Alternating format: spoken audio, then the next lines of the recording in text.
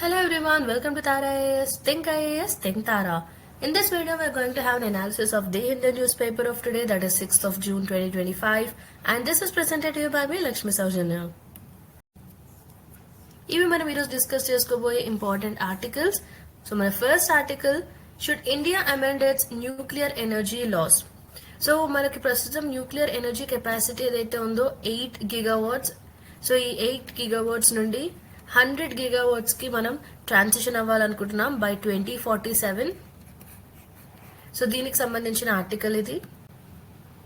And ఇది syllabus పరంగా చూసినట్లయితే జిఎస్ పేపర్ 3 కిందకు వస్తుంది. Then second article, a Eurocentric reset, a gateway for India. ఈ ఆర్టికల్ మనకు జిఎస్ పేపర్ 2 పాయింట్ ఆఫ్ వ్యూలో important.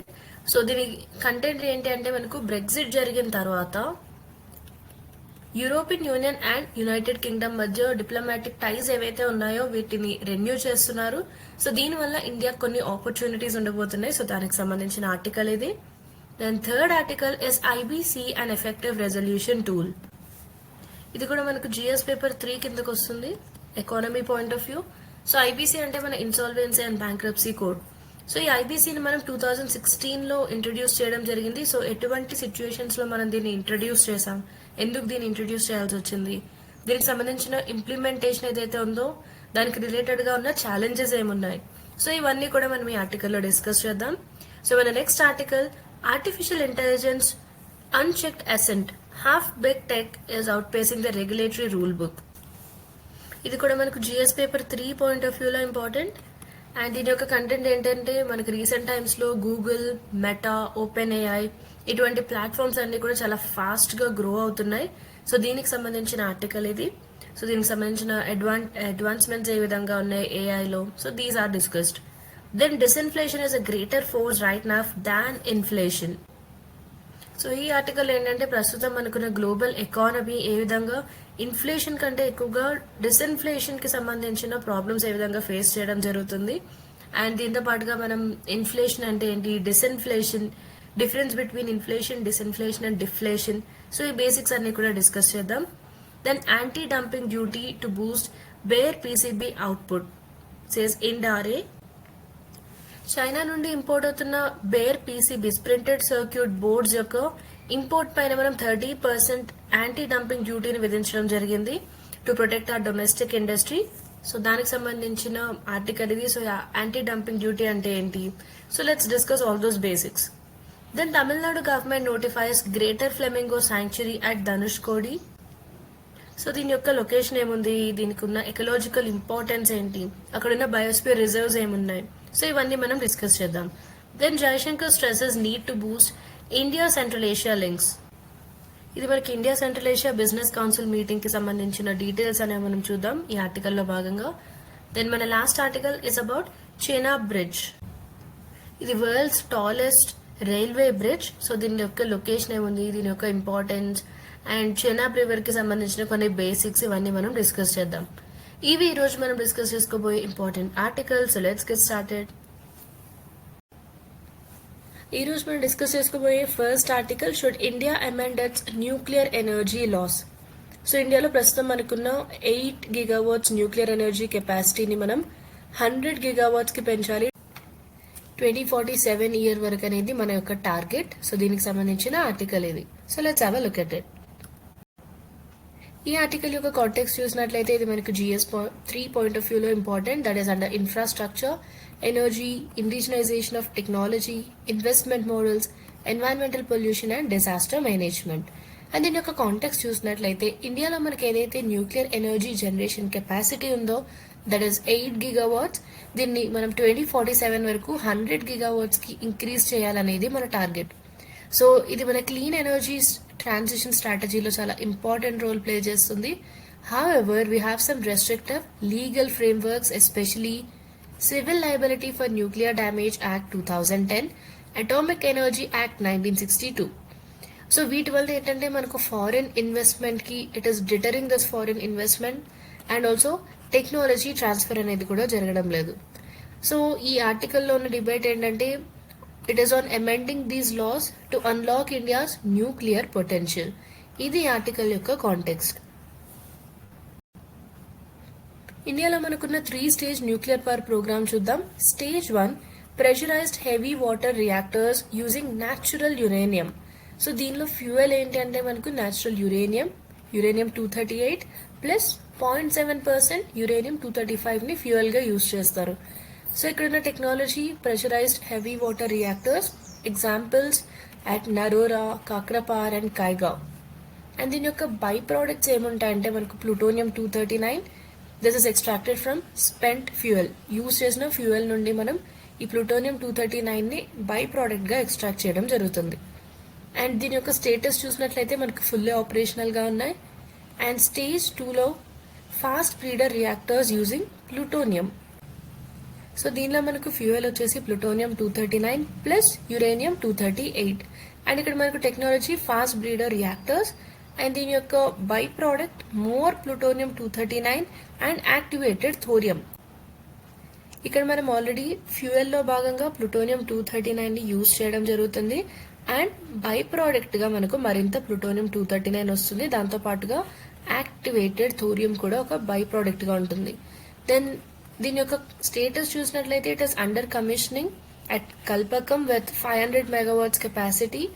Then stage 3 thorium based reactors. ఇవి advanced heavy water reactors.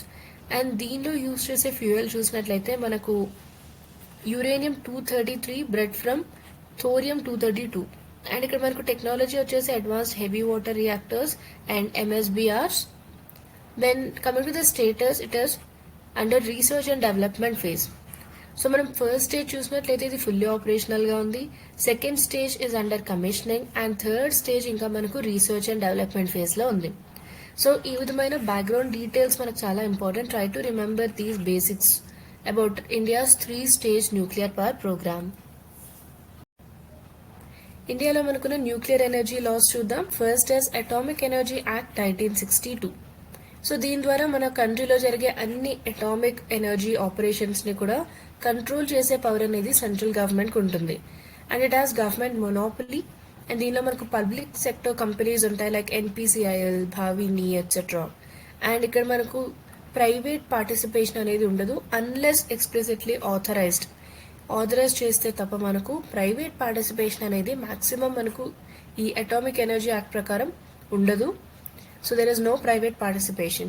Then Civil Liability for Nuclear Damage Act 2010. So ఏదైనా ఒక nuclear incident జరిగినప్పుడు it establishes a liability framework for such nuclear incidents. And ఆపరేటర్కి primary liability ఉంటుంది. But section 17B ఇది supplier లయబిలిటీని కూడా allow చేస్తుంది. And total liabilities capped at 300 million SDR, that is almost 2,100 crore rupees. And it deters foreign suppliers due to its non-alignment with global norms. So ఇవి మనకు ఇండియాలో మనం పెట్టుకున్న నార్మ్స్. ఆల్రెడీ మనకు గ్లోబల్ నార్మ్స్ ఏవైతే ఉన్నాయో వాటితో మనకు ప్రాపర్ అలైన్మెంట్ లేకపోవడం వలన ఫారెన్ సప్లయర్స్ రావడం లేదు.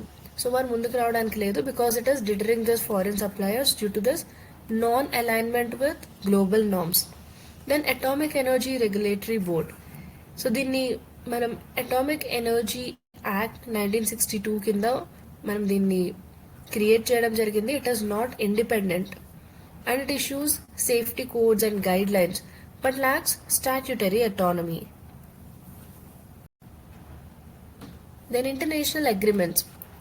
Signatory to convention on nuclear safety 1994, convention on supplementary compensation. దీన్ని మనం సైన్ చేసాం కానీ రాటిఫై చేయలేదు. India US Civil Nuclear Agreement 2008 enabled NSG waiver. So do remember this. So మనకి యాజ్ ఆఫ్ 2025 ఇండియాలో ఉన్న న్యూక్లియర్ పవర్ ప్లాంట్స్ చూద్దాం. సో వీటి యొక్క లొకేషన్ ఇవి ఏ స్టేట్లో ఉన్నాయి. సో ఇవన్నీ కూడా మనకి ఎగ్జామినేషన్ పాయింట్ ఆఫ్ వ్యూలో important. So try to remember this location. So coming to the operational plants that we have Tarapur, Maharashtra. It is a BWR plus PHWR. దీని యొక్క capacity 1400 megawatts. And Rawatbhata and Rajasthan, it's a pressurised heavy water reactor. దీని యొక్క capacity 1180 megawatts. Kalpakkam, Tamil Nadu, PHWR 440 megawatts కెపాసిటీతో ఉంది. Then Narora, Uttar Pradesh, PHWR and దీని యొక్క capacity కూడా 440 megawatts. Kakrapar, Gujarat, PHWR and దీని యొక్క కెపాసిటీ మనకు 1140 megawatts. దెన్ కైగా కర్ణాటకలో ఉంది పిహెచ్డబ్ల్యూఆర్, అండ్ దీని యొక్క కెపాసిటీ మనకు 880 megawatts. Then Kudankulam Tamil Nadu, it's a VVER, ఒక రష్యన్ పిడబ్ల్యూఆర్. సో దీని యొక్క కెపాసిటీ మనకు 2000 megawatts. So try to remember the capacity also, like the highest capacity etcetera, and ఈ ప్లాన్స్ అండ్ వాటి యొక్క స్టేట్, ఏ స్టేట్లో ఉన్నాయి, and also type of reactors or type of the plants that we have. So just go through this map for the location of nuclear plants. So ఇవి ఎక్కడెక్కడ ఉన్నాయి మన కంట్రీలో అనే లొకేషన్ ఇక్కడ మనం చూడొచ్చు. So try to remember this map. So ఇప్పటివరకు మనం ఆల్రెడీ ఆపరేషనల్గా ఉన్న న్యూక్లియర్ ప్లాంట్స్ చూసాం. Next upcoming or proposed nuclear plants చూద్దాం. కుడంకులం యూనిట్స్ 3 to 6 తమిళనాడు, దీని యొక్క కెపాసిటీ 4000 మెగావాట్స్ అండ్ ఇది ఇంకా కన్స్ట్రక్షన్లో ఉంది. జిహెచ్ఏవిపి హర్యానా 1400 మెగావాట్స్ దీని యొక్క కెపాసిటీ అండ్ ఇది కూడా కన్స్ట్రక్షన్లో ఉంది. Jaitapur Maharashtra 9900 megawatts proposed France. Then Kovvada Andhra Pradesh 6600 megawatts proposed US. Then Mitivirdi Gujarat 6000 megawatts proposed US. So just remember this, మనకున్న ఆపరేషనల్ ప్లాన్స్ ఏమున్నాయి అండ్ అప్కమింగ్ ప్లాన్స్ ఏమున్నాయి. So try to remember this list and వాటి యొక్క corresponding states కూడా important. Then India's energy goals and foreign participation, need for foreign technology and investment. ఇండియాలో మనకున్న domestic nuclear కెపాసిటీతో మనకున్న 2047 టార్గెట్స్ని meet అవ్వడానికి ఈ కెపాసిటీ అనేది సరిపోదు, right? We need some foreign input. So మన దగ్గర ఉన్న డొమెస్టిక్ న్యూక్లియర్ కెపాసిటీ అనేది సరిపోదు కాబట్టి మనకు ఫారిన్ ఇన్పుట్ కూడా కావాలి. Then global suppliers deterred by current law. So మనకి US, France, Japan and even Russia ఇక్కడ నుండి ఉన్న ఫర్మ్స్ అన్నీ కూడా ఇండియాలో ప్రస్తుతం ఉన్న లయబిలిటీ లాస్ ప్రకారం ఆపరేట్ చేయడానికి రెఫ్యూజ్ చేస్తున్నాయి. Then SMRs and advance technology opportunity. India's risks being excluded from small modular reactors and next gen tech if legal risks remain unresolved. So మన కంట్రీలో ఉన్న లీగల్ రిస్క్స్ని మనం రిజాల్వ్ చేయాలి as soon as possible. Otherwise will risk being excluded from this SMRs. Then strategic autonomy with partnerships. So India యొక్క long term energy security ఏదైతే ఉందో it depends on timely adoption of advance nuclear technology. So మనం ఎప్పటికప్పుడు కొత్తగా వస్తున్న nuclear టెక్నాలజీని adapt చేసుకోవాలి, right? దానికోసం మనకు కోఆపరేటివ్ ఫ్రేమ్ వర్క్స్ ఉండాలి. అప్పుడే మన లాంగ్ టర్మ్ ఎనర్జీ సెక్యూరిటీ అనేది ఎన్ష్యూర్ చేయగలుగుతాం. Then budgetary push for indigenous capacity. మన రీసెంట్ 2025 యూనియన్ బడ్జెట్లో మనకు ఫండ్స్ కూడా అలొకేట్ చేయడం జరిగింది ఫర్ 5 200 మెగావాట్స్ రియాక్టర్స్. సో దీనివల్ల మనకి ఏం రిఫ్లెక్ట్ అవుతుందంటే ప్రైవేట్ యాక్టర్స్ పార్టిసిపేట్ చేసినట్లయితే గవర్నమెంట్ రెడీగా ఉంది అనేది మనం ఇక్కడ చూడొచ్చు, because this funds are allocated under union budget. ఈ న్యూక్లియర్ ఎక్స్పాన్షన్కి మనకున్న లీగల్ హర్డిల్స్ ఏంటో చూద్దాం. Supplier liability clause as a red flag. So CL&DA's imposition of liability on suppliers. So మనం ఆల్రెడీ చూసాం ఈ లయబిలిటీ క్లాస్. సో ఈ విధంగా సప్లయర్స్ పైన లయబిలిటీ అనేది ఉండడం వలన ఇది గ్లోబల్గా చూసినట్లయితే ఒక యునీక్ ఫీచర్ ఇన్ ఇండియా.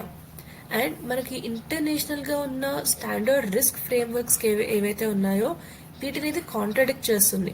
అంటే గ్లోబల్గా ఉన్న రూల్కి డిఫరెంట్గా ఇండియాలో ఈ విధమైన మనకు ఒక యునీక్ లా అనేది ఉంది which imposes liability on suppliers. So ఇది ఒక రెడ్ ఫ్లాగ్గా ఉంది. Then perception of political risks. Foreign firms view this liability regime as politically uncertain. So foreign ఫర్మ్స్కి ఏంటి, ఇది ఒక రెడ్ ఫ్లాగ్గా ఉంది మన దగ్గర ఉన్న లయబిలిటీ ఇష్యూస్. సో దీనివల్ల they are fearing exposure to retrospective claims and judicial activism.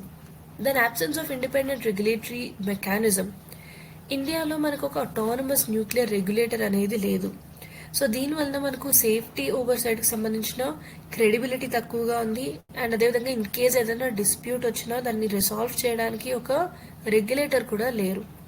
So we need that independent regulatory mechanism. Then uncertainty in private investment environment. So companies ఒక పారాడాక్స్ని ఫేస్ చేస్తున్నాయి, ఏంటంటే demanded to invest without clear exit options.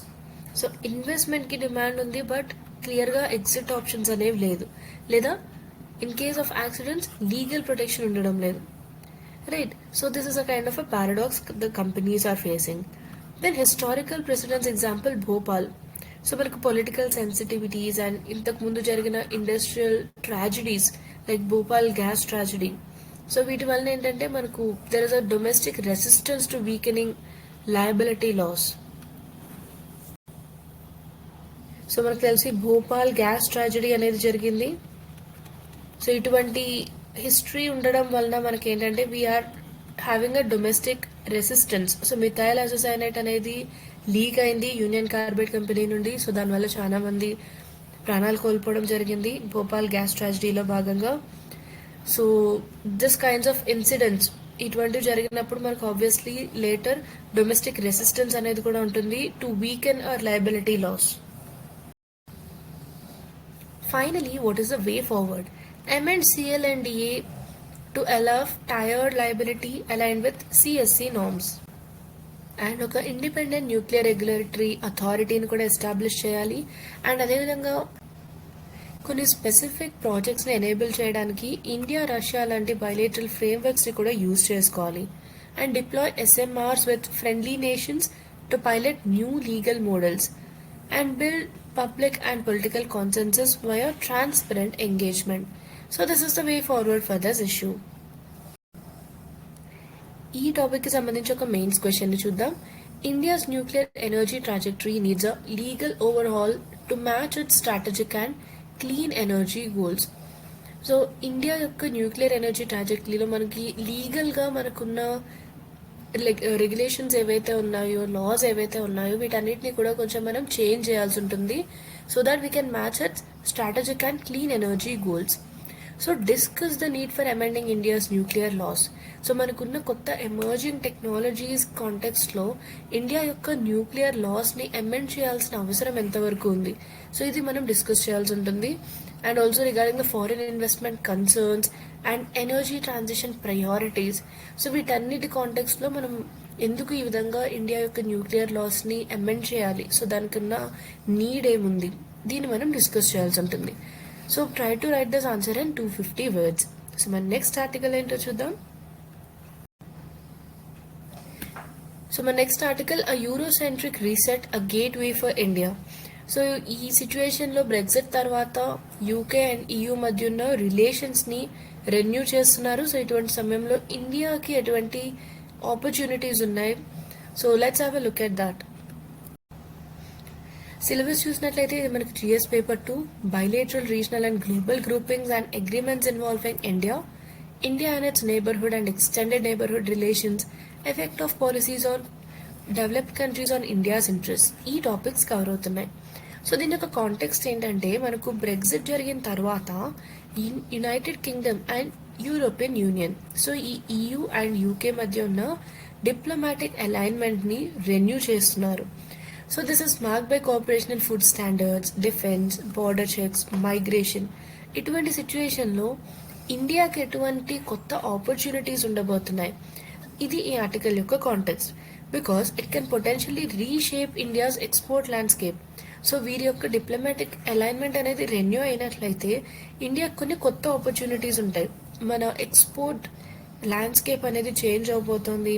అదేవిధంగా మన యొక్క diplomatic positioning, diaspora mobility and technological engagements, వీటన్నిటి విషయంలో మనకు చాలా పొటెన్షియల్ అనేది ఉంది and we're going to have new opportunities. దీనికి సంబంధించిన ఆర్టికల్ ఇది. దీని యొక్క హిస్టారికల్ బ్యాక్గ్రౌండ్ చూద్దాం. బ్రెగ్జిట్ 2020. సో బ్రెగ్జిట్ అంటే బ్రిటన్ యొక్క ఎగ్జిట్. సో దీనివల్ల ఏమైంది మనకు, it resulted in UK leaving EU.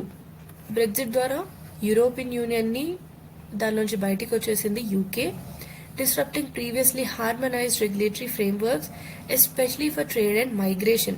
So UK EUలో భాగంగా ఉన్నప్పుడు ఏవైతే మనకు ట్రేడ్ ఫ్రేమ్వర్క్స్ అండ్ మైగ్రేషన్కి సంబంధించిన ఆ రెగ్యులేటరీ ఫ్రేమ్వర్క్స్ ఏవైతే ఉన్నాయో ఇవన్నీ కూడా ఆబ్వియస్లీ UK బయటకు వచ్చిన తర్వాత ఇవన్నీ కూడా డిస్టర్బ్ అవుతాయి. And India adapted by pursuing separate bilateral ties. So ఈ విధంగా బ్రెగ్జిట్ జరిగిన తర్వాత ఇండియా ఏం చేసింది, UK అండ్ EUతో సపరేట్గా బైలేటరల్ టైస్ని మెయింటైన్ చేసింది. Example EU India strategic partnership, UK-India Comprehensive Strategic Partnership, etc. And India EU trade and investment agreement ఇది 2007 నుండి నెగోషియేట్ చేయడం జరుగుతుంది అండ్ రీసెంట్గా దీన్ని రివైవ్ చేశారు. అండ్ బ్రెగ్జిట్ జరిగిన తర్వాత పోస్ట్ బ్రెగ్జిట్ ఎరాలో we have seen a fragmented trade, visa processes చాలా కాంప్లెక్స్గా మారాయి and non aligned food and health standards. So వీటి వల్ల మన ఇండియన్ ఎక్స్పోర్ట్స్ అనేవి ఇంపాక్ట్ అవుతూ ఉన్నాయి. సో ఇది ఇష్యూకి సంబంధించిన historical background. UK and EU ఈ విధంగా తమ యొక్క బైలేటరల్ టైస్ని రీసెట్ చేయడం వల్ల ఇండియాకి ఉన్న సిగ్నిఫికెన్స్ ఏంటి అనేది చూద్దాం. Trade integration and export boost. FY24లో ఇండియా యొక్క ఎక్స్పోర్ట్స్ ఏవైతే జరిగాయో EUకి it stood at $86 billion and యూకేకి చేసిన ఎక్స్పోర్ట్స్ $12 billion ఉన్నాయి. సో UK-EU రెగ్యులేటరీ హార్మనైజేషన్ జరిగినట్లయితే మనకు కాంప్లైన్స్ కాస్ట్స్ అనేవి ఈజ్ అవుతాయి అండ్ దీనివల్ల మనకు ఇండియాలోని pharmaceuticals, seafood, auto components, agri exports ఇటువంటి సెక్టర్స్ అన్నీ కూడా మనకు ఇండియాలో బెనిఫిట్ అవుతాయి. Then technology partnerships. UK and జర్మనీతో ఉన్న అగ్రిమెంట్స్ వలన they focus on joint technology development. Then defence and tech sectors, వీటిలో మనకి ఇంకా సినర్జీ అనేది పెరుగుతుంది through UK-EU coordinated engagements. Then diplomatic leverage and multilateral voice.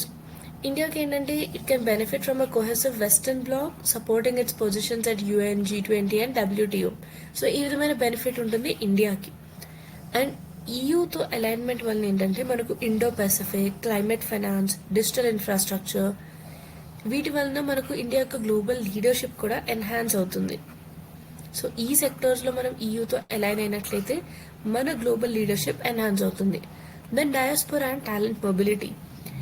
India మనకు 2024లో యూకేకి 1,10,000 స్టూడెంట్ వీసాస్ ఇష్యూ చేసింది అండ్ UK-EU మైగ్రేషన్ కోఆర్డినేషన్ వల్ల మనకు pan EU talent corridor enable అవుతుంది for Indian students and professionals. Then strategic mapping and soft power. ఇటువంటి reset వలన India తన యొక్క గ్లోబల్ అలయన్సెస్ని డైవర్సిఫై చేయొచ్చు beyond bilateralism towards regional frameworks. And అదేవిధంగా ఇండియాకి గ్లోబల్ సౌత్ పైన EU ఇండో పసిఫిక్ ఫ్రేమ్వర్క్స్ పైన ఉన్న ఇన్ఫ్లుయెన్స్ కూడా చేంజ్ అవబోతోంది. సో ఈ విధంగా UK అండ్ EU మధ్య ఉన్న టైస్ని రీసెట్ చేయడం వల్ల ఇండియాకి ఎటువంటి అడ్వాంటేజ్ ఉందో చూసాం. బట్ దీంతో పాటుగా మనకు కొన్ని ఛాలెంజెస్ కూడా ఉన్నాయి. So let's have a look at the challenges ahead. Stringent EU regulations. So EU regulations అనేవి ఇంకా స్ట్రిక్ట్గా ఉండబోతున్నాయి, like higher food safety, pharmaceutical and environmental standards. దీనివలన మన యొక్క ఇండియన్ MSMEs అంటే మన micro small and medium enterprises ఎక్కువగా ఇంపాక్ట్ అవుతాయి. ఎందుకంటే ఇక్కడ మనకు ఎక్కువగా technical capacity and financial capacity ఎక్కువగా ఉండదు. సో ఈ సెక్టర్స్ ఎక్కువగా మనకు ఎఫెక్ట్ అవుతాయి. Then asymmetric mobility benefits. Talent mobility అనేది it may remain skewed in favour of high skill professionals, limiting broader labour access. Then delays in FTA negotiations. So ఈ free trade agreements ఏవైతే ఉన్నాయో వీటి నెగోషియేషన్స్లో delay జరిగే అవకాశం ఉంది. So India EU FTA ఇది మనకు ఆల్మోస్ట్ ఒక 10 years నుండి నెగోషియేషన్లోనే ఉంది. సో ఈ విధమైన డిలే అనేది ఇంకా కంటిన్యూ అయ్యే అవకాశం ఉంది. And differing interest on tariffs, intellectual property rights, IPRs, sustainability. So దీనివల్ల ప్రోగ్రెస్ స్లో అయ్యే ఛాన్స్ ఉంది. Then risk of dependency. UK-EU concessions మీద మనం ఎక్కువగా డిపెండ్ అయినట్లయితే మన ఇండియా యొక్క స్ట్రాటజిక్ అటానమీ ఎఫెక్ట్ అవుతుంది, especially if US-EU alignments override India's positions. Then China factor. Coordinated UK-EU posture on China, it may pressure India into alignment dilemmas and Indo-Pacific diplomacy. So ఈ China factor కూడా ఉంది. So ఇవన్నీ మనం face చేయబోయే కొన్ని challenges. Finally, what is the way forward? Fast track trade negotiations. మనకున్న India EU and India UK free trade agreements ఏవైతే ఉన్నాయో వీటిని మనం ఇంకా ఫాస్ట్ ట్రాక్ చేయాలి, స్పీడప్ చేయాలి, focusing on mutual recognition agreements, custom simplification and market access. Then strengthen export competitiveness. మన MSMEs ఏవైతే ఉన్నాయో వీటిని మనం RODTEP, PLIs, సెక్టరల్ అప్స్కిల్లింగ్, వీటి ద్వారా మనం వీటికి కొంత సపోర్ట్ అందించి EU నామ్స్ని మీట్ చేసే విధంగా, మన EU నామ్స్ని కంప్లై చేసే విధంగా మనం ఆ కాంపిటేటివ్నెస్ని ప్రొవైడ్ చేయాలి. దెన్ లివరేజ్ స్ట్రాటజిక్ ప్లాట్ఫామ్స్, మనకున్న G20 మొమెంటం ఏదైతే ఉందో దీన్ని యూజ్ చేసుకొని ఇండియాని గ్లోబల్ సౌత్కి వెస్ట్కి మధ్య ఒక బ్రిడ్జ్గా మనం ఫ్రేమ్ చేయాలి. So we have to frame India's role like a bridge between these. Then institutionalise mobility corridors, so మనం సెమీ ఇంటిగ్రేటెడ్ మైగ్రేషన్ అగ్రిమెంట్స్ ఏవైతే ఉన్నాయో involving France, Germany, UK and Portugal, we have to build those frameworks. Then calibrate strategic autonomy. Engage in issue-based coalitions within EU framework while preserving non-alignment flexibility. So, ఇవి మనకి ఇష్యూకి సంబంధించిన way forward. Let's have a look at India UK free trade agreement. దీని యొక్క key highlights చూద్దాం. India and UK ఒక major FTAని sign చేశాయి. So దీనివల్ల మనకు there is a strategic partnership between 5th and 6th largest economies and UK's most significant bilateral trade deal post Brexit. అంటే Britain నుండి బయటకు వచ్చిన తర్వాత యూకే సైన్ చేసిన ఒక most important bilateral trade deal ఏది అంటే India UK FTA. So coming to trade aspects, ఇది ఇండియా యొక్క 16th free trade agreement. And bilateral trade చూసినట్లయితే ఇది $60 billion గా ఉంది. అండ్ మన ఆబ్జెక్టివ్ ఏంటంటే 2030 వరకు దీన్ని డబుల్ చేయాలి అనే ఎయిమ్తో ఉన్నాం. Then UK is India's 4th largest export destination. So India నుండి మనకి ఏవైతే ఎక్స్పోర్ట్స్ చేయడం జరుగుతుందో దానిలో 4th largest ఎక్స్పోర్ట్ డెస్టినేషన్ ఏది అంటే UK. And for India it is UK's 11th largest trading partner. And UK పరంగా చూసినట్లయితే ఈ విధంగా మనకు 11th largest trading partner India. So దీని యొక్క కీ ఫీచర్స్ చూసినట్లయితే మనకు ఆల్మోస్ట్ ఇండియన్ ఎక్స్పోర్ట్స్ ఏవైతే చేస్తున్నామో యూకేకి దానిలో 99% ఆఫ్ ద ఐటమ్స్కి జీరో డ్యూటీ యాక్సెస్ ఉంటుంది, including textiles, leather, marine products, gems, toys, chemicals and auto parts. Then auto tariffs reduce to 10% from 100% under quota. So ఇది 100%గా ఉండేది, దీన్ని మనం ఈ ఆటో టారిఫ్స్ని 10%కి రెడ్యూస్ చేసాం. దెన్ లేబర్ మొబిలిటీ బూస్ట్, మనకు ఇండియన్ ప్రొఫెషనల్స్ ఎవరైతే ఉన్నారో ఐటీ అండ్ హెల్త్ కేర్లో వీరికి సంబంధించి 100 అడిషనల్ వీసాస్ ప్రొవైడ్ చేయడం జరిగింది. Then social security agreement, no double social security contributions in both the countries. ఇవి మనకు ఇండియా యూకే ఫ్రీ ట్రేడ్ అగ్రిమెంట్కి సంబంధించిన కీ ఫీచర్స్. సో మన నెక్స్ట్ ఆర్టికల్ ఏంటో చూద్దాం. మన నెక్స్ట్ ఆర్టికల్ ఐబీసీకి సంబంధించి is IBC and effective resolution tool. IBC అంటే insolvency and bankruptcy code of India. దీన్ని మనం 2016లో ఇంట్రడ్యూస్ చేసాం.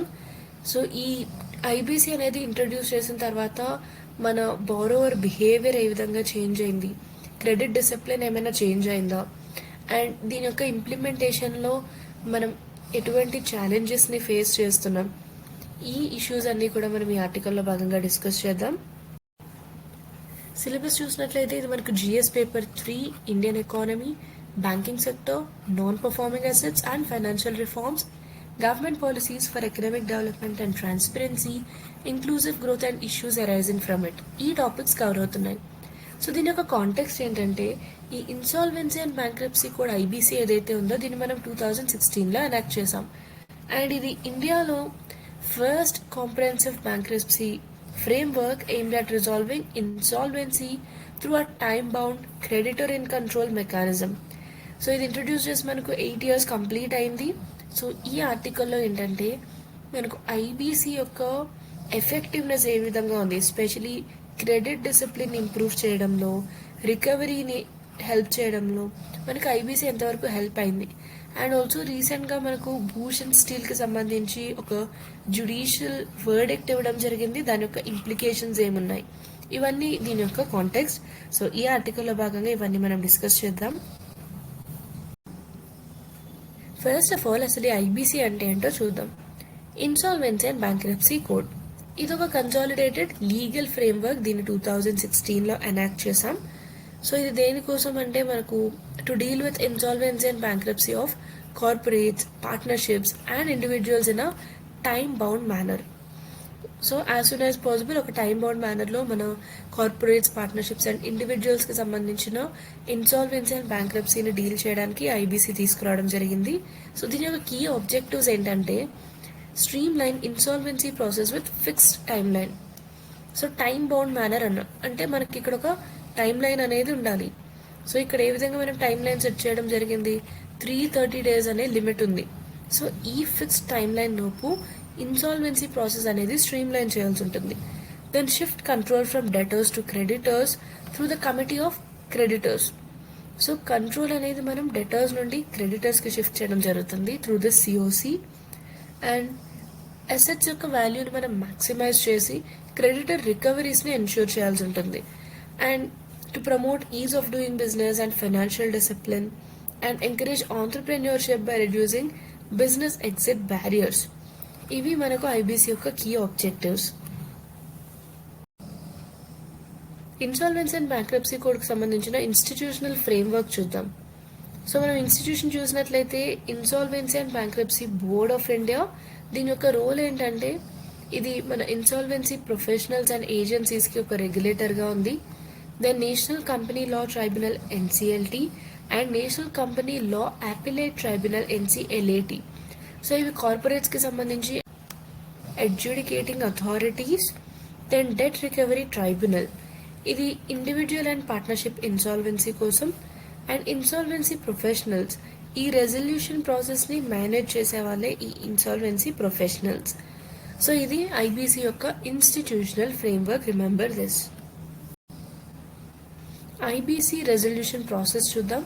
Coming to the trigger, when a corporate debtor defaults. So ఎప్పుడైనా ఒక కార్పొరేట్ డెటర్ డిఫాల్ట్ చేసినట్లయితే ఆ క్రెడిటర్ లేదా డెటర్ ఈ విధంగా మనకు సెక్షన్ 6 ఆఫ్ ఐబీసీ కింద కార్పొరేట్ ఇన్సాల్వెన్సీ రెజల్యూషన్ ప్రాసెస్ని స్టార్ట్ చేయొచ్చు. దీని యొక్క థ్రెషోల్డ్ చూసినట్లయితే ఈ డిఫాల్ట్ ఏదైతే చేయడం జరిగిందో ఈ కార్పొరేట్ డెటర్, అది 1 crore rupees లేదా అంతకంటే ఎక్కువ ఉండాలి.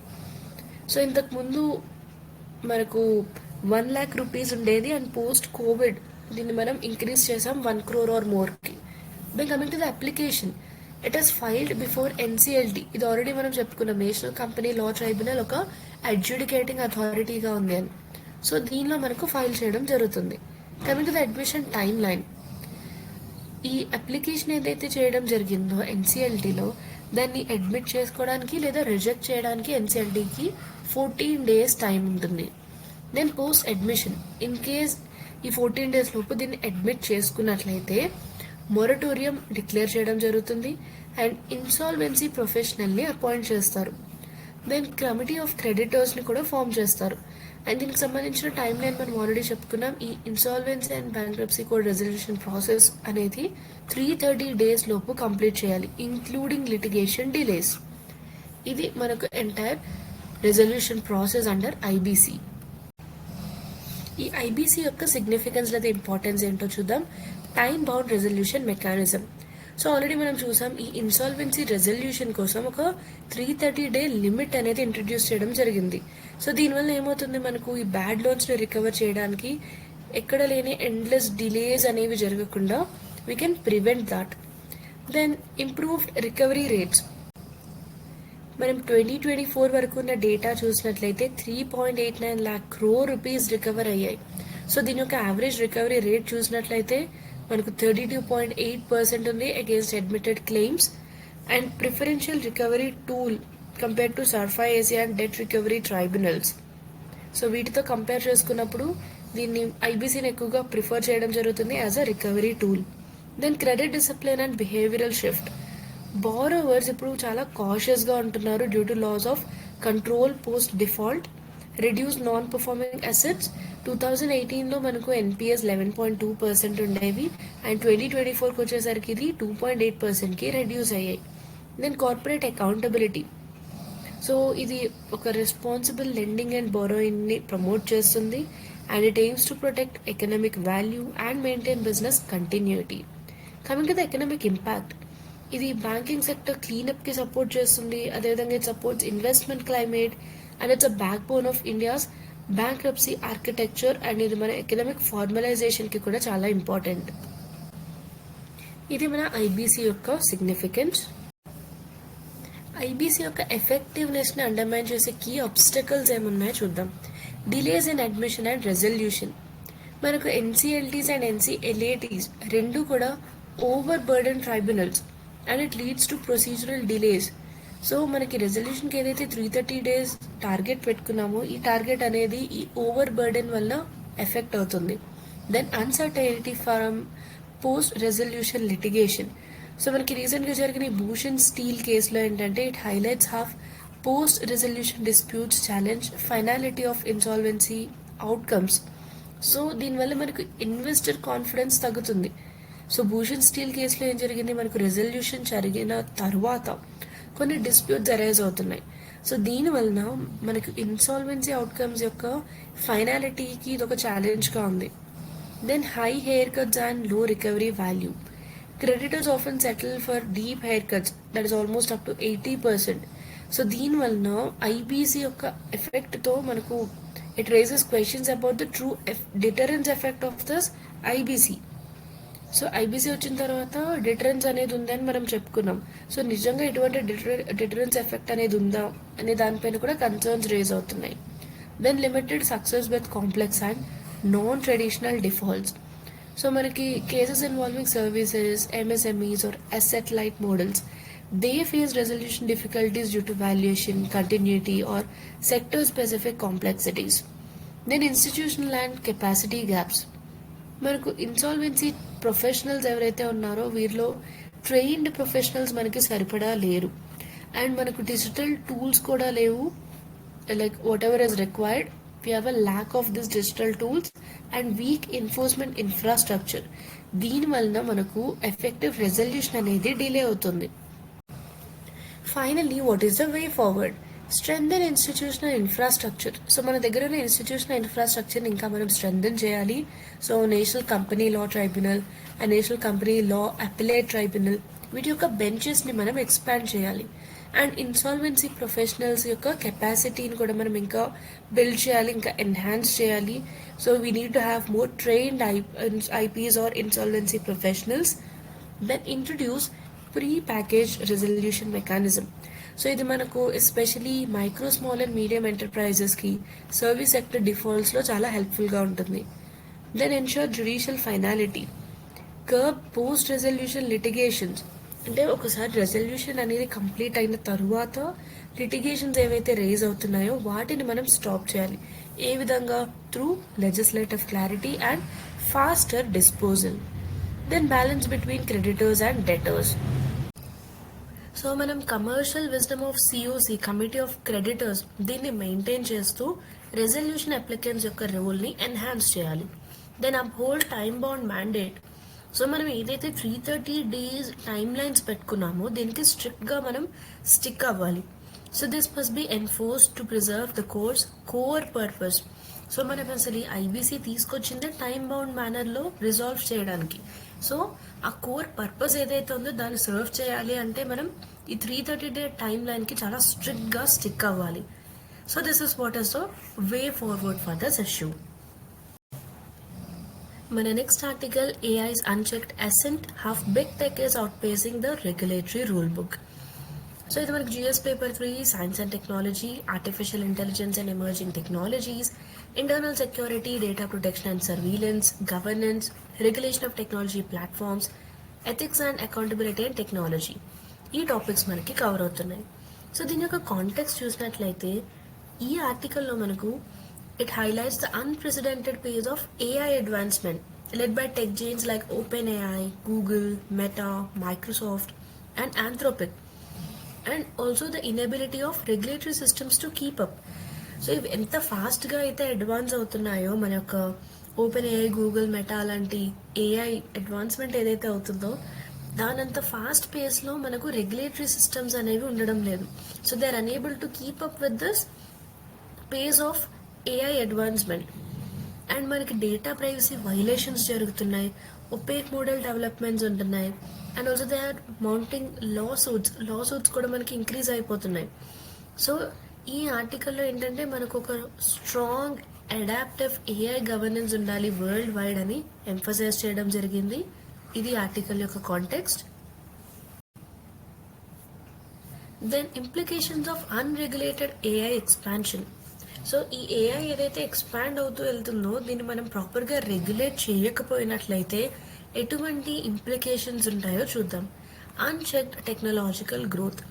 ఈ బిగ్ టెక్ ఏదైతే ఉందో it's rapid AI development it is out facing existing legal frameworks. అంటే మనకు ప్రస్తుతం ఏవైతే లీగల్ ఫ్రేమ్వర్క్స్ ఉన్నాయో వీటికంటే ఫాస్ట్గా ఏఐ డెవలప్మెంట్ అనేది జరుగుతుంది. దీనివల్ల ఒక రెగ్యులేటరీ వాక్యూమ్ అనేది క్రియేట్ అవుతుంది. Then data exploitation risks. AI models అనేది they are trained on scraped personal data. It raise serious concerns about consent and privacy. So ఈ ఏఐ మోడల్స్ యొక్క ర్యాపిడ్ డెవలప్మెంట్ వలన మనకు కన్సెంట్ అండ్ ప్రైవసీ ఇష్యూస్ కూడా raise అవుతున్నాయి. Then transparency deficit. చాలా వరకు ఈ ఏఐ టూల్స్ అనేవి ఒపేక్ సిస్టమ్స్గా ఉన్నాయి. అంటే ట్రాన్స్పరెన్సీ అనేది చాలా తక్కువగా ఉంటుంది. They operate as black boxes. దీనివల్ల పబ్లిక్ స్క్రూటినీ అండ్ అకౌంటబిలిటీ తక్కువగా ఉంటుంది. Then regulatory asymmetry. మనం EU అండ్ చైనా లాంటి కంట్రీస్లో చూసినట్లయితే అక్కడ మనకు ఏఐ లాస్ ఇటువంటివి ఉన్నాయి. బట్ ఇండియాలో మనకి ఇప్పటికీ కూడా ఫ్రేమ్వర్క్స్ అనేవి ఇంకా ఇవాల్వింగ్ స్టేజ్లోనే ఉన్నాయి. Coming to societal and ethical concerns.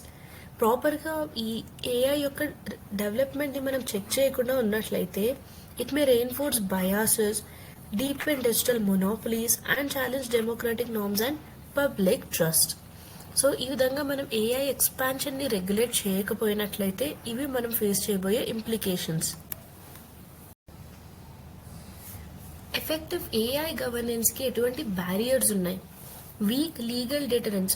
So మనకు ప్రస్తుతం ఉన్న data protection and intellectual property laws వీటికి మన ఏఐ ఎంత ఫాస్ట్గా అయితే ఇవాల్వ్ అవుతుందో వాటిని మ్యాచ్ చేసేంత స్పీడ్ అండ్ స్ట్రెంగ్త్ లేదు. Then jurisdictional inconsistency.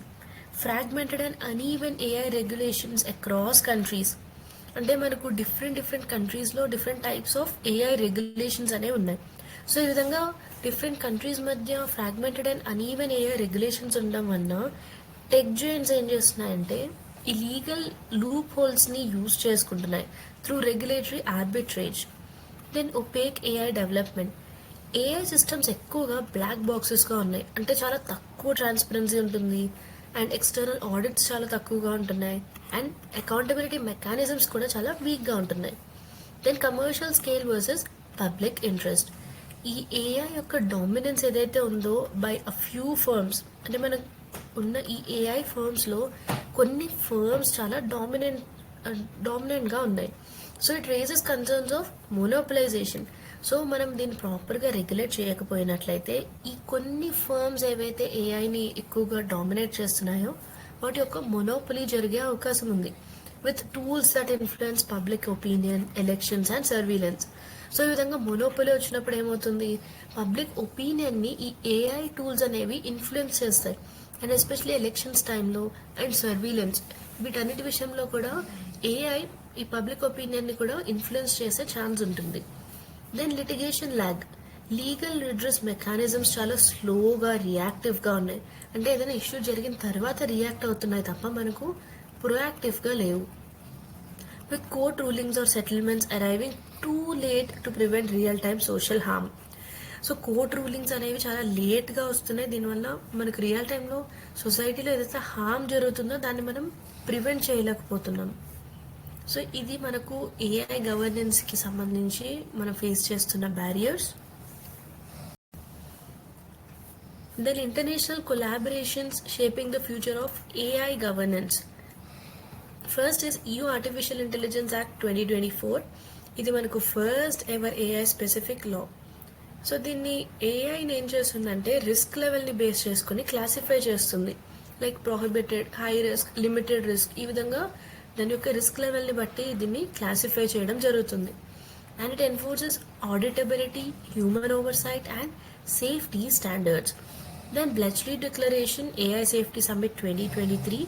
సో దీన్ని India, US, UK, China sign చేయడం జరిగింది.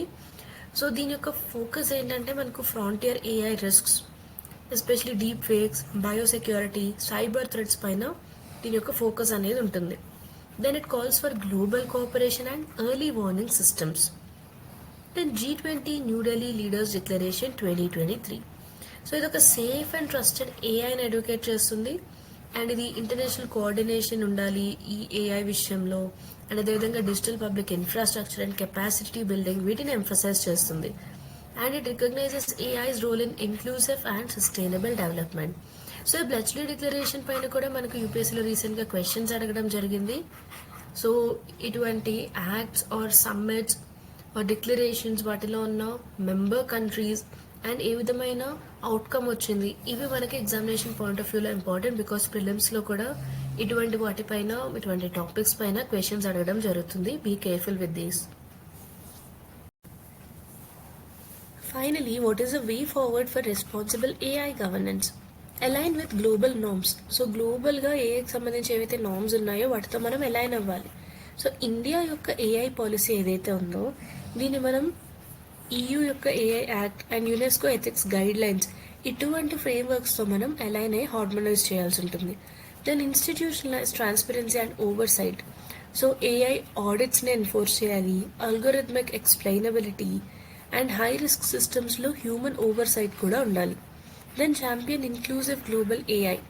మనకు G20, GPAI ఇటువంటి ప్లాట్ఫామ్స్ని యూజ్ చేసుకొని advocate for equity and access and AI governance especially for global south.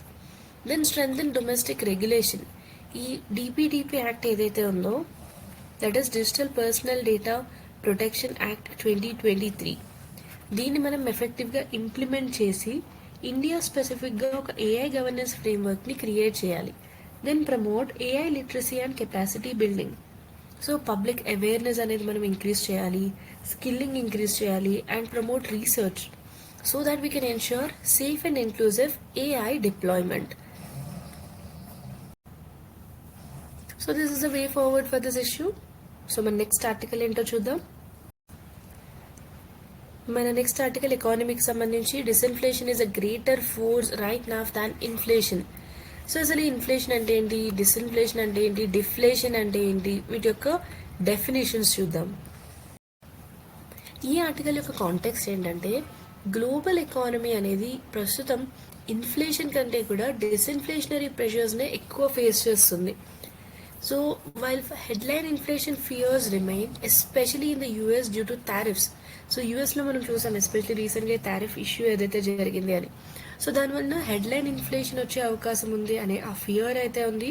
And most major economies like China, eurozone, so ఇవన్నీ కూడా they are experiencing cooling price trends and even facing deflationary risks. So ఈ కంట్రీస్లో మనకు డిఫ్లేషనరీ risks కూడా face చేస్తున్నాయి. ఇక్కడ మనం కొన్ని ఇంపార్టెంట్ టర్మ్స్ యొక్క డెఫినేషన్స్ చూద్దాం. First is inflation. So inflation is a sustained increase in the general price level of goods and services. So ఈ గూడ్స్ అండ్ సర్వీసెస్ యొక్క ప్రైస్ లెవెల్ ఏదైతే ఉందో ఈ ప్రైస్ లెవెల్లో ఒక సస్టైన్డ్ ఇంక్రీజ్.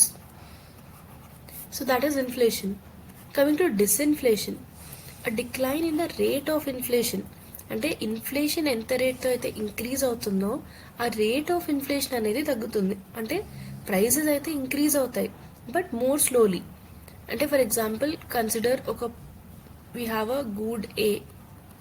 ఇన్ఫ్లేషన్ టైంలో దీని యొక్క ప్రైజింగ్ అనేది మనకు ఆల్మోస్ట్ 1000 రూపీస్ ఇంక్రీజ్ అయింది డ్యూ టు ఇన్ఫ్లేషన్.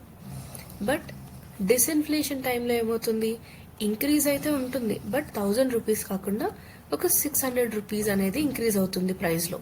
సో మనకు ప్రైజెస్ ఇంక్రీజ్ అవుతాయి బట్ ఎంత ఫాస్ట్గా ఇంక్రీజ్ అవుతున్నాయి, రేట్ ఆఫ్ ఇన్ఫ్లేషన్ ఆ ఇంక్రీజ్ అనేది కొంచెం స్లో డౌన్ అవుతుంది. That is disinflation. Then deflation, it's a fall in the general price level often linked to reduce demand and economic stagnation. So డిఫ్లేషన్లో చూసినట్లయితే ప్రైస్ లెవెల్ అనేది పడిపోతుంది. There is a fall in this price level, right.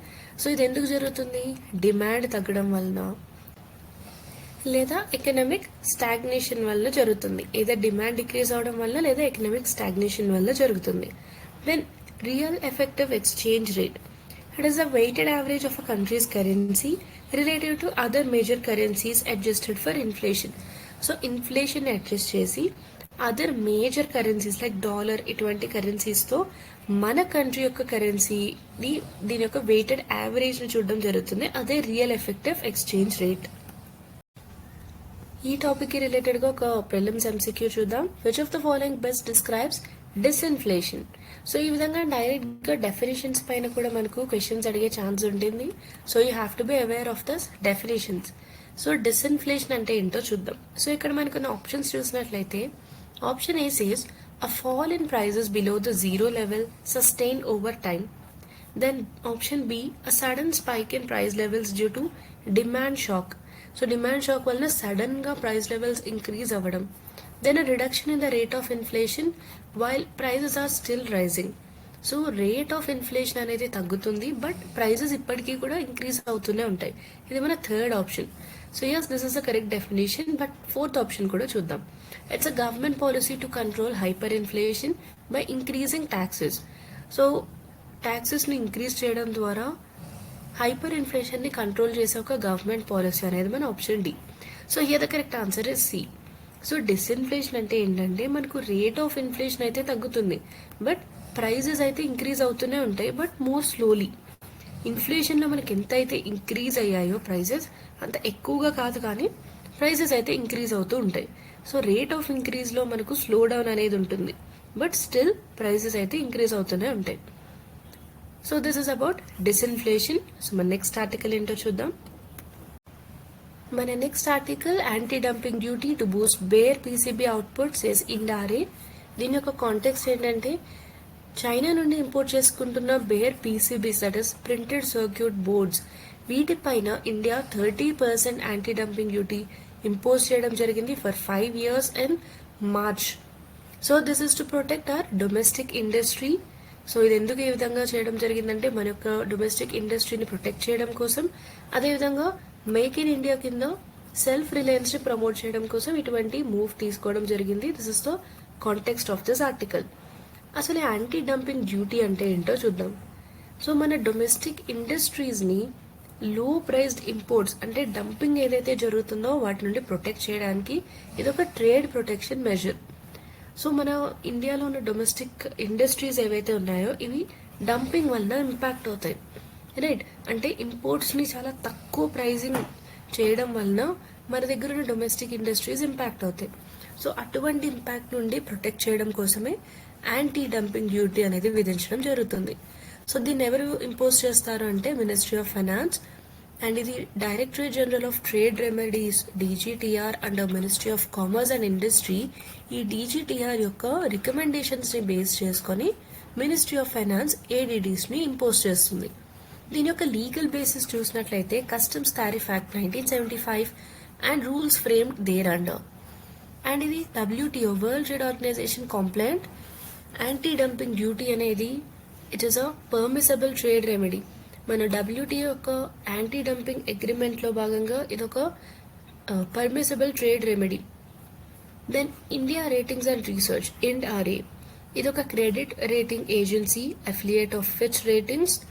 And ఇది ఏం చేస్తుందంటే మనకు macro economic trends ఏ విధంగా ఉన్నాయి, సెక్టోరల్ ట్రెండ్స్ ఏ విధంగా ఉన్నాయి, వీటిపైన అనాలిసిస్ని ప్రొవైడ్ చేస్తుంది.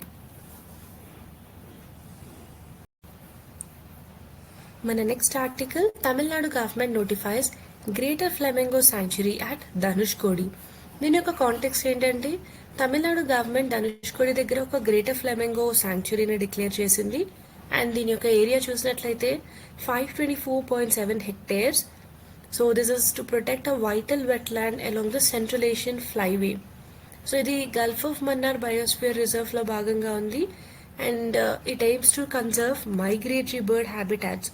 సో మనకు మైగ్రేట్ అయ్యి వచ్చే బర్డ్స్ ఏవైతే ఉంటాయో వీటి యొక్క హ్యాబిటాట్స్ని ప్రొటెక్ట్ చేయడం, అదేవిధంగా ఎకో టూరిజం అండ్ లోకల్ లైవ్లీహుడ్స్ని ప్రమోట్ చేయడం దీని యొక్క ఆబ్జెక్టివ్. ఇది ఆర్టికల్ యొక్క context. Greater flamingo sanctuary Dhanushkodi. దీని యొక్క లొకేషన్ చూసినట్లయితే తమిళనాడులోని రామనాథపురం డిస్ట్రిక్ట్లో ధనుష్కోడి దీని యొక్క లొకేషన్. అండ్ ఏరియా వచ్చేసి 524.7 hectares. దీన్ని జూన్ 2025లో డిక్లేర్ చేయడం జరిగింది. అండ్ ఇది గల్ఫ్ ఆఫ్ మన్నార్ బయోస్ఫియర్ రిజర్వ్లో భాగంగా ఉంది. దీని యొక్క పర్పస్ ఏంటంటే మన సెంట్రల్ ఏషియన్ ఫ్లైవే వద్ద ఉన్న మైగ్రేటరీ బర్డ్స్ని కన్సర్వ్ చేయడం. So along the central Asian flyway we have to conserve this migratory birds. This is the major purpose of this sanctuary. Then Gulf of Mannar Biosphere Reserve. Location చూసినట్లయితే ఇది మనకు తమిళనాడు యొక్క south eastern కోస్ట్లో ఉంటుంది, between Rameswaram and Tuticorin. దీన్ని UNESCO recognise చేయడం జరిగింది under man and biosphere programme. And ఇది India యొక్క first marine biosphere reserve, remember this. So ఈ విధంగా ఫస్ట్ ఏవైతే ఉంటాయో ఇవి మనకు ఇంపార్టెంట్ ఎగ్జామినేషన్ పాయింట్ ఆఫ్ వ్యూలో. సో డూ రిమెంబర్, ఈ gulf of Mannar biosphere reserve అనేది ఇండియా యొక్క ఫస్ట్ మెరైన్ బయోస్పియర్ రిజర్వ్. దీని యొక్క ఎకలాజికల్ ఇంపార్టెన్స్ చూసినట్లయితే it encompasses coral reefs, mangroves, seagrasses, estuaries, sand dunes and mudflats. So ఇవన్నీ కూడా ఉంటాయి ఇక్కడ. So this shows it's ecological importance. And ఇక్కడ మనకు 4200 species of flora and fauna ఉన్నాయి. అంటే ప్లాంట్స్ అండ్ యానిమల్ స్పీషీస్ కలిపి మనకు 4200 స్పీషీస్ ఉన్నాయి, including dugongs, that is sea cows. So IUCN status చూసినట్లయితే vulnerable. And sea turtles, dolphins and hard కోరల్స్లో over 100 species ఉన్నాయి. రీసెంట్గా మనం డ్యూగాంగ్స్కి సంబంధించి ఒక ఆర్టికల్ కూడా డిస్కస్ చేయడం జరిగింది. It was also in news in the recent times. So be alert with these types of species. So recent టైమ్స్లో ఏవైతే మనకు స్పీషీస్ న్యూస్లో ఉన్నాయో అవి కూడా మనకి ఎగ్జామినేషన్ పాయింట్ ఆఫ్ వ్యూలో important. Then it is also home to traditional coastal communities relying on sustainable marine resources. So ఇక్కడున్న marine resources like fisheries etcetera వీటిపైన డిపెండ్ అవుతున్న కోస్టల్ కమ్యూనిటీస్ కూడా చాలా ఉన్నాయి ఇక్కడ. ఇది దీని యొక్క ecological importance. Then coming to conservation significance, ఇది Gulf of Mannar marine national పార్క్లో భాగంగా ఉంది. And it lies with in Central Asian flyway. ఇది మైగ్రేటరీ బర్డ్స్కి చాలా చాలా important. Then it acts as a natural barrier against coastal erosion. So మనకు coastal erosion అనేది జరగకుండా ఇదొక న్యాచురల్ బ్యారియర్గా ఉంటుంది.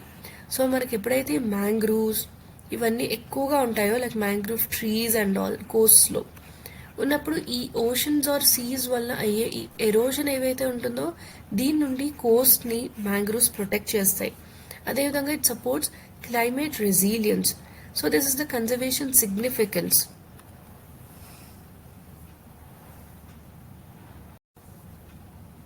మన next article, Jaishankar stresses need to boost India Central Asia links. దీని యొక్క కాంటెక్స్ట్ చూసినట్లయితే మనకి రీసెంట్గా India Central Asia business council meeting జరిగింది జూన్ 2025లో. సో ఇక్కడ external affairs minister S Jaishankar గారు he has emphasize the need to strengthen India Central Asia trade. And రెండు కంట్రీస్ మధ్య we have to promote mutual settlement of trade and national currencies. And Chabahar port ఏదైతే ఉందో ఇరాన్లో, దీని ద్వారా కనెక్టివిటీని కూడా ఎన్హాన్స్ చేయాలి. సో ఆల్రెడీ మనం చాబహార్ పోర్ట్కి సంబంధించి కూడా రీసెంట్గా కొన్ని డిస్కషన్స్ చేయడం జరిగింది. And also regarding INSTC etcetera, hope you remember that. So ఈ ప్లేసెస్ ఏవైతే ఉన్నాయో ఇవి మనకి రెగ్యులర్గా న్యూస్లో ఉంటున్నాయి. So do go through the geography of these regions. ఇది ఇరాన్లో ఉంది చాబహార్ పోర్ట్, అండ్ దీన్ని ఇండియా డెవలప్ చేస్తుంది. సో దీనివల్ల ఏంటంటే మనకు ఆఫ్ఘనిస్తాన్ అండ్ సెంట్రల్ ఏషియాకి పాకిస్తాన్ టచ్ అవ్వకుండా స్ట్రాటజిక్ యాక్సెస్ అనేది లభిస్తుంది. అండ్ ఇండియా యొక్క రోల్ ఏదైతే ఉందో ఐఎన్ఎస్టీసీలో దీనికి కూడా చాబహార్ పోర్ట్ చాలా important. That is for international north south transport corridor. So ఇక్కడ మనం చూడొచ్చు, here is the location of Mumbai in India. And ఇక్కడ మనకు చాబహార్ పోర్ట్ ఉంది ఇరాన్లో. సో మనం ఏంటంటే ఈ పాకిస్తాన్ టచ్ అవ్వకుండా డైరెక్ట్గా ఆఫ్ఘనిస్తాన్ అండ్ సెంట్రల్ ఏషియాకి మనకు ఈ యాక్సెస్ అనేది లభిస్తుంది. So that is why Chabahar port is very important. Then what is this INSTC, international north south transport corridor. So ఇక్కడ మనం చూడొచ్చు ఐఎన్ఎస్టీసీ ఇది ఒక multi modal transport corridor. Multi modal అంటే ఇక్కడ మనకు డిఫరెంట్ మోడ్స్ ఆఫ్ ట్రాన్స్పోర్ట్ అనేవి ఇంక్లూడ్ అవుతాయి, like rail, road, shipping. So ఈ విధంగా different modes of transport include అవుతాయి. సో దీనిలో భాగంగా మనకు India, Iran, Central Asia, Russia, Europe ఇవన్నీ కూడా మనకి ఇక్కడ కనెక్ట్ అవుతున్నాయి ఐఎన్ఎస్టీసీ ద్వారా. సో దీనివల్ల ఏంటి మనకు ట్రాన్స్పోర్ట్ కాస్ట్ తగ్గుతుంది అండ్ ట్రేడ్ కోసం తీసుకునే టైం కూడా రెడ్యూస్ అవుతుంది. అండ్ ఇండియా దీనిలో ఒక ఫౌండింగ్ మెంబర్గా ఉంది, remember this. And this is linked with Chabahar port of Iran for extended regional connectivity. So already మనం చాబహార్ పోర్ట్ యొక్క లొకేషన్ కూడా చూసాం ఇరాన్లో. Then India Central Asia dialogue, ఇది ఒక మినిస్టీరియల్ లెవెల్ ఫోరం. ఇది మన పొలిటికల్, ట్రేడ్ అండ్ సెక్యూరిటీ కోఆపరేషన్ని ఎన్హాన్స్ చేయడానికి ఇది ఒక forum. Then it involves India and 5 Central Asian countries. India Central Asia డైలాగ్లో మనకు మెంబర్స్ ఎవరు అనేది కూడా important. Do remember this. Kazakhstan, Kyrgyzstan, Uzbekistan, Turkmenistan and Tajikistan. So ఇండియాతో పాటుగా ఈ 5 సెంట్రల్ ఏషియన్ కంట్రీస్ కూడా భాగంగా ఉన్నాయి. దీని యొక్క ఫస్ట్ సమ్మిట్ అనేది వర్చువల్గా జనవరి 2022లో జరిగింది and this was hosted by India. And ప్రస్తుతం జరుగుతున్న ఎడిషన్ ఏదైతే ఉందో 2025లో ఇది 4th India Central Asia dialogue. So remember these basic details. So మన last discussion will be on Chenab bridge, valley gets closer. So ఇక్కడ మనం చెనాబ్ బ్రిడ్జ్ చూడొచ్చు. ఇది world's tallest railway bridge. So దీన్ని జమ్మూ అండ్ కాశ్మీర్లోని రీజీ డిస్ట్రిక్ట్లో ఇనాగ్రేట్ చేయబోతున్నారు. సో ఈ బ్రిడ్జ్ ఏదైతే ఉందో it's a part of Udhampur Srinagar Baramulla rail link. So ఇదేంటంటే మనకు కాశ్మీర్ వ్యాలీకి డైరెక్ట్ కనెక్టివిటీని ప్రొవైడ్ చేస్తుంది. So it is very important. ఈ చెనాబ్ బ్రిడ్జ్కి సంబంధించి కొన్ని బేసిక్ డీటెయిల్స్ చూద్దాం. ఇది వరల్డ్లోనే టాలెస్ట్ రైల్వే బ్రిడ్జ్. దీని యొక్క హైట్ చూసినట్లయితే రివర్ బెడ్ నుండి 359 మీటర్స్ అబవ్ ఉంటుంది.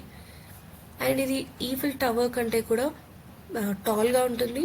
అండ్ దీని యొక్క లొకేషన్ చూసినట్లయితే Reasi district and Jammu and Kashmir over the Chenab river.